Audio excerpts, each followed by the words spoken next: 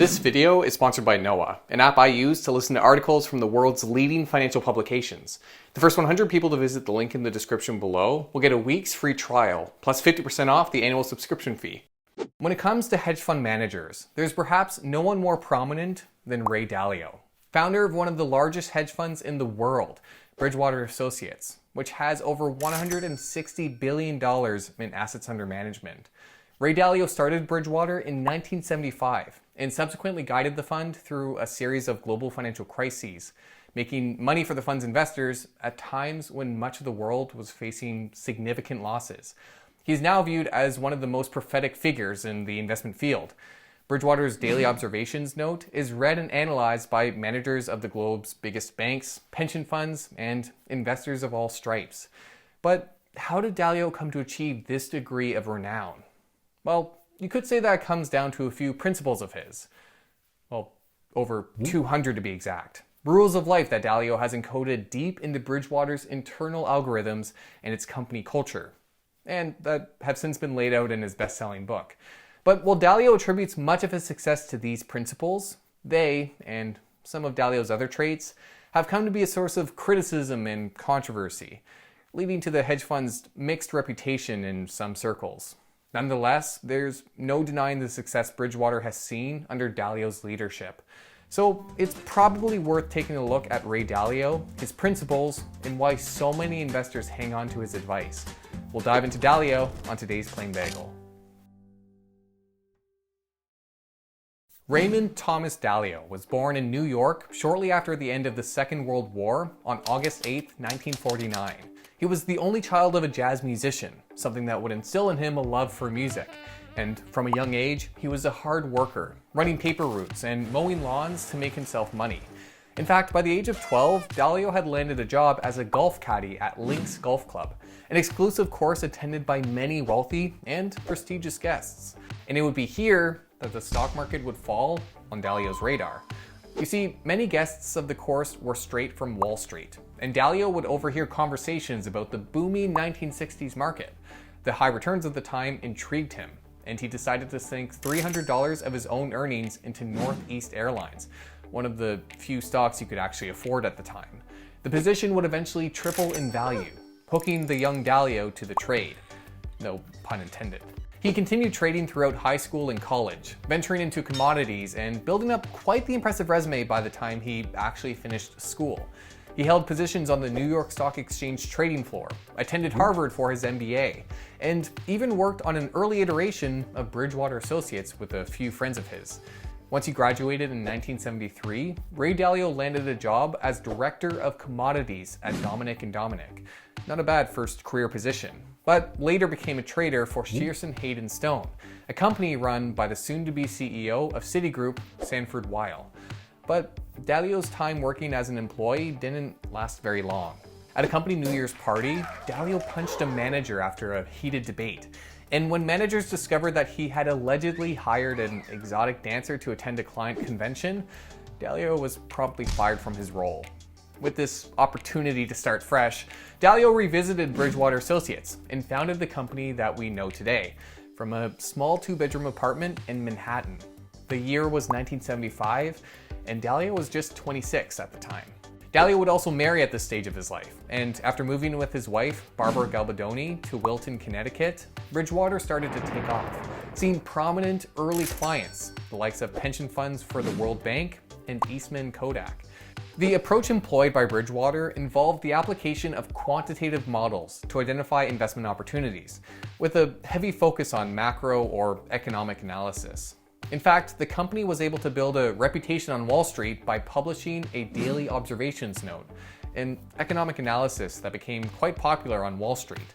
To this day, the article remains widely read as a source of information for central banks, fund managers, and even top government officials looking for clues as to where economic and stock market trends are headed in the future.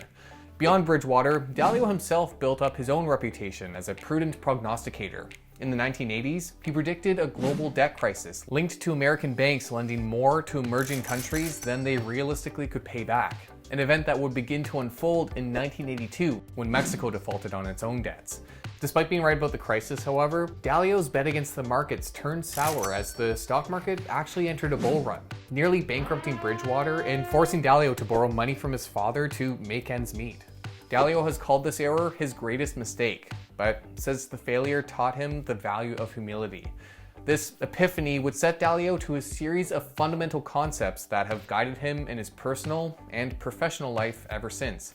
For one, Dalio's love for music would actually lead him to become a fervent practitioner of Transcendental Meditation, something he learned about through the Beatles, who were learning about the practice themselves. Transcendental meditation involves the use of a silent mantra, or chant if you will, to focus one's mind. And Dalio has said in interviews that it gives him a sense of clarity in all of his decision making, calling it the single most important reason for whatever success I've had. Perhaps what Dalio is most widely known for, however, are his principles, a set of rules by which he not only lives his life by, but runs his company at Bridgewater.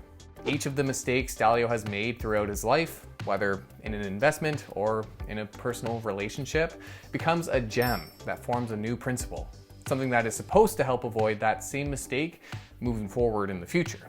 Here are just a few examples of the more than 200 principles Dalio has laid out so far. Look for people who sparkle, not just any old one of those. Remember that everyone has opinions, and they are often bad. And on the more intense side of things, use public hangings to deter bad behavior. These principles form the foundation of company culture and operations at Bridgewater. And indeed, the firm has come to be known for employing a number of unconventional practices based on these learnings. One of these ideas is radical transparency, which means that everything at the company is internally public. And I mean everything. Every email, call, and meeting is recorded and made available to any employee. Another fundamental concept underlying Bridgewater is the idea meritocracy, the belief that not every personal opinion is worth the same value. Sounds pretty harsh, but Dalio believes the idea meritocracy actually removes opinions and emotions from group decision making, so it's not about egos. And it's perhaps these unconventional practices that have helped Bridgewater stand out in the hyper-competitive world of hedge funds. The company's Pure Alpha Fund, for example, kept profits flowing through the 2008 financial crisis, even achieving eye-popping annual growth in the immediate years that followed. And the hedge fund company has come to manage the money for governments, central banks, pensions, and foundations from around the world. But if you're looking at all this and thinking that Bridgewater might not be a very fun place to work, well, you're not alone.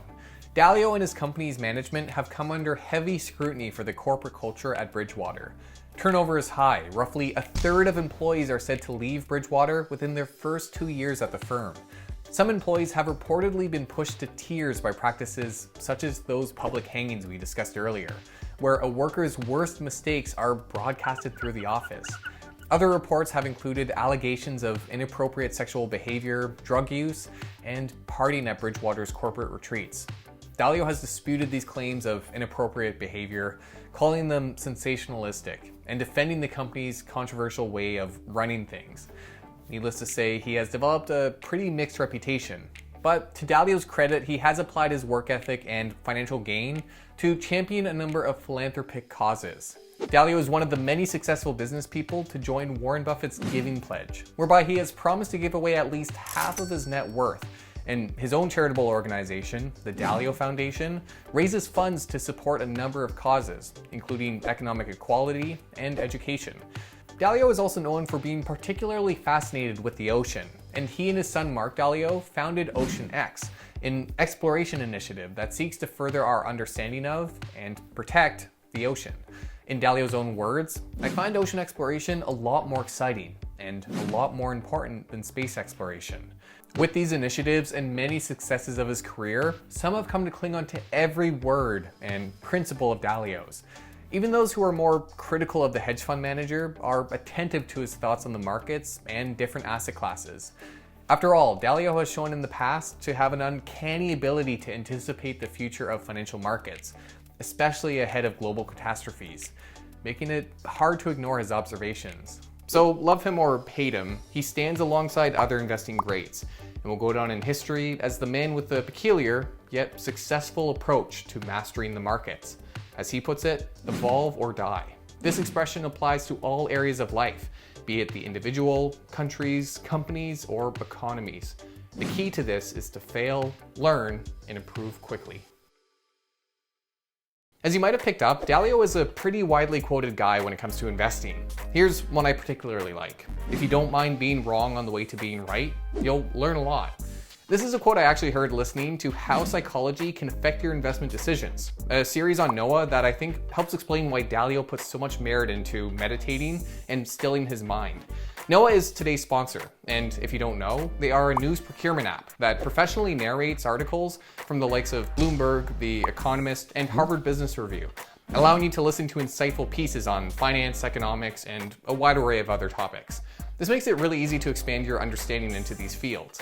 The series I mentioned, for example, goes over the psychological biases and supposedly irrelevant factors that impact our investing. And I actually listened to it while caring for my newborn, because lo and behold, our little ray of sunshine isn't a big fan of being put down. Yeah, being a new father has made me quite the fan of audio apps. But the great thing about Noah too is that it employs a team of experts to put together their playlists, which they call series, so that you get multiple perspectives on the topics covered, leaving you with a pretty comprehensive overview. Now, if you're hearing this and thinking, wow, I'd like to try that out, you're in luck, because the first 100 people to visit newsoveraudio.com/bagel or use coupon code BAGEL50 will get 1 week of the premium tier service free, plus 50% off the annual subscription fee.